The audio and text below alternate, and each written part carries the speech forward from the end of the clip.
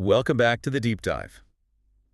Okay, today we've got a great setup. We're doing exactly what you asked for, skipping the prepared remarks from Goldman Sachs' Q3 call. Yep, straight to the good stuff, the Q&A. Exactly. We're jumping right into the questions analysts fired at them. That's really where you see the strategy tested, isn't it? You hear about risk, about growth, about how they're really thinking. Absolutely.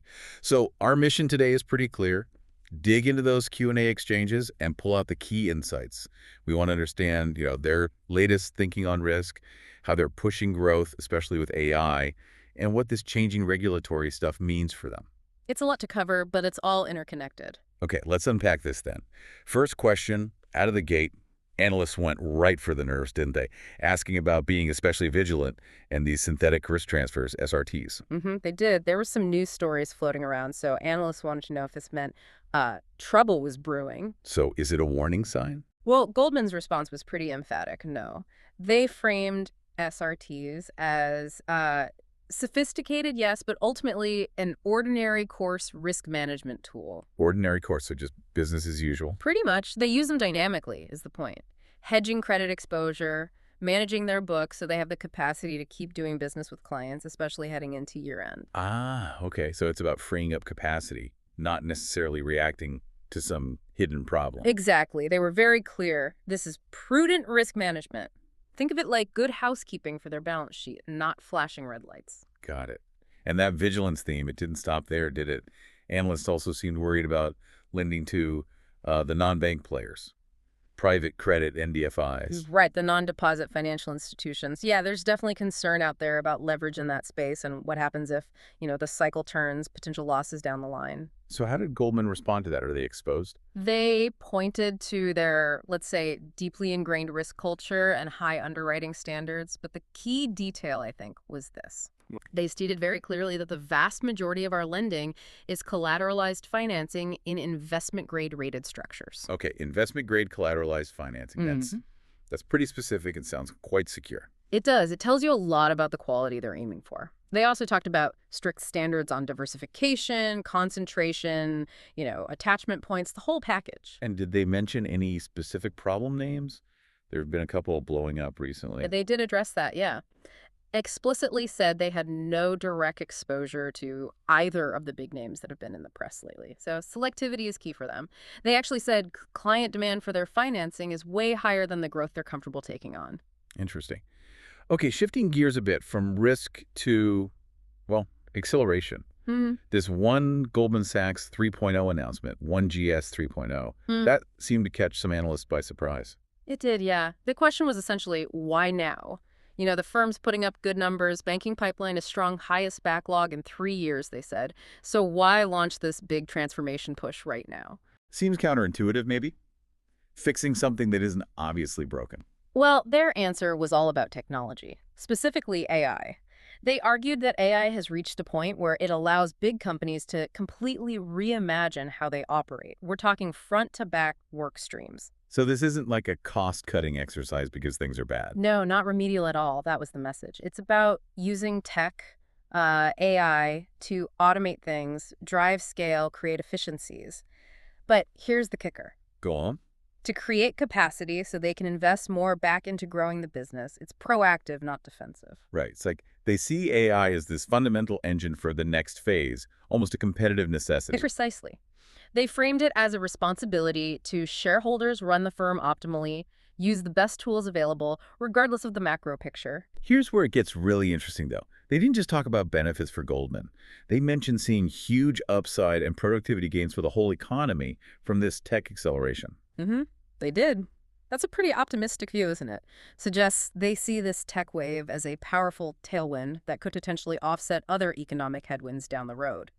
Banking on the tech revolution, essentially. Okay, that optimism, that proactivity, it leads nicely into the next big theme, playing offense. And that seems tied to the regulatory side of things. Absolutely. Analysts jumped on recent comments from the Treasury Secretary asking about, the GSIB surcharge, Basel III endgame. Where does that all stand? And the vibe from Goldman was? Very constructive. I mean, constructive might be underselling it. They said they expect real progress this fall and into the first half of 2026. Real progress, like? Like potential SLR relief, that's the supplementary leverage ratio, Yeah. more transparency around stress testing, specifically CCAR. Okay, CCAR, the supervisory part of the stress test. Right. And critically, GSIB recalibration and a much more constructive Basel III endgame. That's the big one. Explain for us, why is a more constructive Basel III endgame such a big deal? Why does that let them play offense, as they put it? It all boils down to capital. Basel III rules dictate how much capital banks like Goldman need to hold against their assets. If those rules get finalized in a, let's say, less punitive way than originally feared, it means they don't have to hold as much capital for the same activities. Which makes them more efficient. Exactly. Lower cost of capital. It means they can deploy their resources more effectively, compete harder, especially against non-banks maybe, or banks in other regions with different rules. They explicitly said the regulatory direction is improving our competitive position significantly. So less capital tied up, more firepower to deploy. Where are they aiming that firepower to get that stable 15% ROE target they keep talking about? The strategy there seems pretty consistent. Global banking and markets, that's the core engine, aiming for mid-teens returns through the cycle. But the real growth story, the place they expect to lift returns overall, is asset and wealth management, AWM. AWM, right. And we've seen some moves there. Industry Ventures, that T. Rowe Price collaborations at the playbook. Yeah. Small targeted deals. That seems to be exactly it. They describe the approach as prudent and bite-sized. They're not looking for massive, transformative M&A. It's more about bolting on capabilities, especially for their ultra-high net worth clients, or finding ways to offer unique products. Like the Industry Ventures deal, adding tech investing capabilities. Precisely. Or the T. Rowe Price link-up, bringing private market access to a wider range of investors. It's about enhancing the platform they have. And they kind of poured cold water on big deals, didn't they? Saying the bar for more significant things is very, very high. Yeah, they did. Echoing that old saying, the best businesses are usually sold, not bought. So the focus is internal growth, scaling AWM, and these smart, smaller acquisitions. Okay, one housekeeping item before we move to performance numbers. The Apple Card. They're out of the GM card business now. Any update on exiting Apple? They stuck to the script on that one. Reconfirmed that, yes, credit cards are not a go-forward focus. Simple as that. But on Apple specifically. Nothing new to report right now. They basically said, when there's something to say, we'll say it. So, status quo for the moment, publicly at least. All right. Let's dig into the numbers then. An analyst brought up the equities business, framed it as potentially underperforming peers, pointing to a drop in intermediation revenues. What was the story there? Ah, yes. That one needed context, and they provided it quickly. First, they stated the overall equities platform is actually having its best year-to-date performance ever. So, the franchise is strong. Best ever. So why the perceived underperformance or the drop in that specific line item? It came down to difficult comps, basically. The comparison quarter last year was apparently up almost 30%, so it was just a really tough number to beat. And the weakness this quarter was very specific. It was in the cash part of equities intermediation. Okay, so not the whole equities business, just the cash component against a very strong prior year. Exactly. They highlighted that the derivative side and the financing side performed well. In fact, equities financing hit a record high. Financing again. That seems to be a recurring theme. The contribution from financing revenues across both FIC and equities must be pretty significant now. Oh, it's huge. They confirmed the analyst math total financing revenues are now close to 40% of the combined FIC and equities revenue pie. 40%, wow. Was that a sudden shift? They were careful to say no, not really a step function change, more like steady, deliberate growth over time. It provides a really stable base of revenue for those businesses, which they obviously like. Okay, let's swing back to AWM, Asset and Wealth Management. Margins look like they're getting close to the target, especially if you adjust for that old HPI loan portfolio thing. Right. Adjusted for HPI, the segment margin is nearing their mid-20s target. So the margin is getting there. What gets the actual return on equity, the ROE for AWM, up to their mid-teens target? What's the main lever? It's pretty straightforward, according to them. It's all about scale. Continued growth, successful fundraising that adds directly to the management fee base, and as you scale up assets under management, the extra revenue drops to the bottom line much more efficiently. So growth itself drives the margin and the return higher. Makes sense.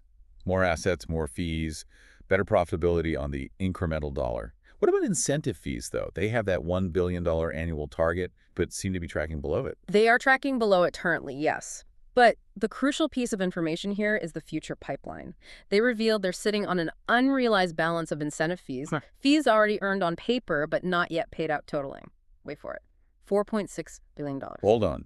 $4.6 billion in unrealized incentive fees. Billion with a B, yes. That's enormous. Yeah. That's a huge backlog of future potential profit just waiting to crystallize, isn't it? It absolutely is. It gives them and investors really strong visibility for significant fee income flowing through over the next few years.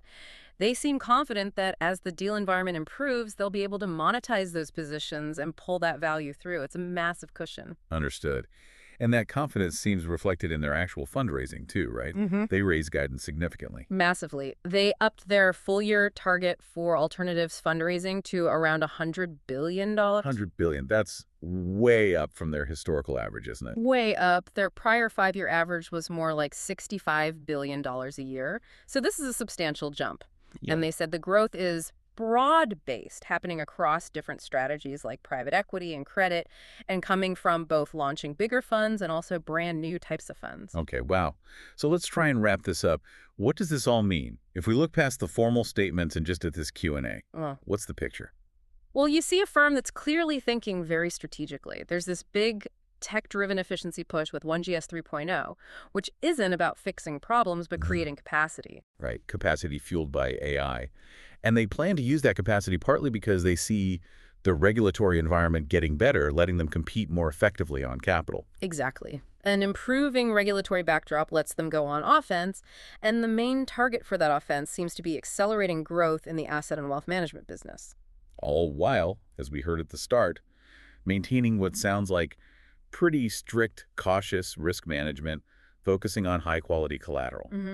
Prudent risk management underpins everything else. So if we connect this to the bigger picture, Look, this sounds like a major financial institution really getting itself ready for, well, a different kind of future, one driven much more by technology and AI. right? They're not just reacting, they're proactively reshaping the company to leverage AI, create investment capacity, and really capitalize on what they see as coming regulatory tailwinds. A proactive stance for a tech-enabled future. Okay, leaves us with a final thought for you, our listener, to chew on. This 1GS 3.0 initiative, it promises more concrete metrics down the line. But given the goal isn't just cost-cutting, but driving efficiency to free up capital for more investment, what specific metric, beyond the usual ROE, should investors really be looking at to judge if this huge AI transformation is a long-term success? What truly measures the impact of that reinvestment? That's a good one to ponder. Something to think about until the next deep dive.